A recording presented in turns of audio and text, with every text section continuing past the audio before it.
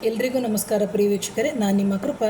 ಎಷ್ಟೋ ಜನಕ್ಕೆ ಹಲವಾರು ಬಾರಿ ಇತರರು ತೊಂದರೆ ಕೊಡ್ತಾ ಇರ್ತಾರೆ. ಅಕ್ಕಪಕ್ಕದವರಾಗಿರ್ಬೋದು ಅಥವಾ ಕೆಲಸದ ಜಾಗದಲ್ಲಿ ಆಗಿರ್ಬೋದು, ಈ ಥರ ಹಲವಾರು ಕಡೆ ನಮಗೆ ಸುಮ್ಮನೆ ಆಗಿ ತೊಂದರೆ ಕೊಡ್ತಾ ಇರುವಂಥ ಸಂದರ್ಭದಲ್ಲಿ ನೀವು ಕಾಳಿದೇವರ ಮೊರೆ ಹೋಗಬೇಕಾಗುತ್ತೆ.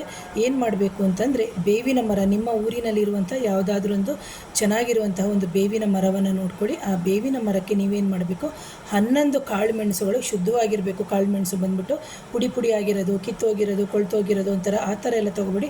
ಶುದ್ಧವಾಗಿ ಗುಂಡುಗಿರುವಂತಹ ಕಾಳು ಮೆಣಸು, 11 ಕಾಳು ಮೆಣಸು. ಆ ನಂತರದಲ್ಲಿ 11 ನಾವು ಲವಂಗ ಅಂತ ಏನು ಹೇಳ್ತೀವಿ, ಆ ಲವಂಗಕ್ಕೆ ಹೂವು ಇರಬೇಕು, ಜೊತೆಗೆ ಮೊಗ್ಗು ಇರಬೇಕು. ಅಂತಹ ಒಂದು 11 ಲವಂಗವನ್ನು ನೀವು ಮಂಗಳವಾರ ದಿನ ತೊಗೊಂಡು ಹೋಗಬೇಕು.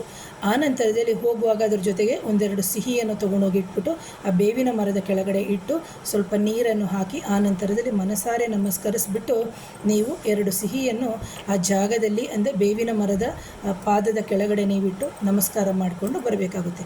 ಯಾವಾಗ ಮಾಡಬೇಕು ಅಂದರೆ, ಇದನ್ನು ಪ್ರತಿ ಮಂಗಳವಾರ ಒಂದು 4 ರಿಂದ 5 ಮಂಗಳವಾರ ನೀವು ಬೆಳಗ್ಗೆ ತಪ್ಪಿದರೆ ಸಂಜೆ ಮಾಡ್ಕೊಂಡು ಹೋಗೋದ್ರಿಂದ ನಿಮ್ಮ ಜೀವನದಲ್ಲಿ ನಿಮಗಾಗುವಂಥ ಹಲವಾರು ಈ ಕಾಟ ಕೊಡೋದು ಅಥವಾ ಬೇರೆ ಬೇರೆ ಸುಮ್ಮನೆ ಶತ್ರುಗಳ ತೊಂದರೆ ಅಂತ ನಾವೇನು ಹೇಳ್ತೀವಿ, ಯಾರೋ ತೊಂದರೆ ಸುಮ್ಮನೆ ಕೊಡ್ತಾ ಇರ್ತಾರೆ ಅಂತ ಹೇಳ್ತಾರಲ್ಲ, ಆ ಥರದಿಗೆ ಇದು ಅತ್ಯಂತ ಸರಳವಾದ ಪರಿಹಾರ ಪ್ರಿಯ ವೀಕ್ಷಕರೇ.